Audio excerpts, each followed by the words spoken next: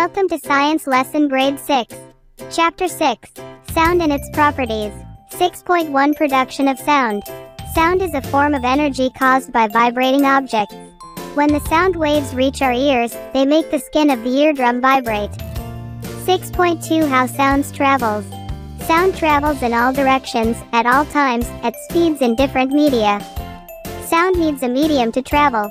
Sound waves can travel through solids, liquids, and gases.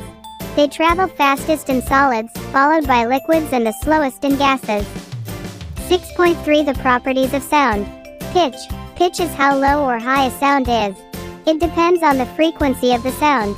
The frequency of a sound is the number of vibrations in a second, measured in hertz, Hz.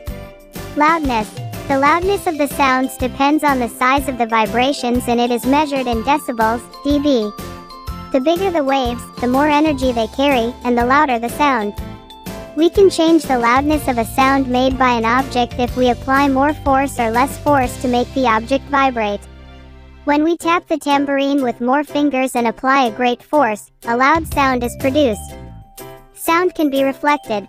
Sound can be reflected when it hits solid, smooth and hard objects, such as a brick wall, wood and glass. Echoes are the repeated sound which can be heard a second time. Sound can be absorbed. Sounds are not always reflected. If they meet a soft surface such as carpets, curtains and foam cushions, they will be absorbed because these objects have a lot of small porous and uneven surfaces. 6.4 Caring for better hearing health. In places where we cannot control the loudness of sound, we must protect ourselves by wearing earplugs. An earplug is a small piece of soft material, such as wax, rubber or plastic that is placed in the ear as protection against noise or water.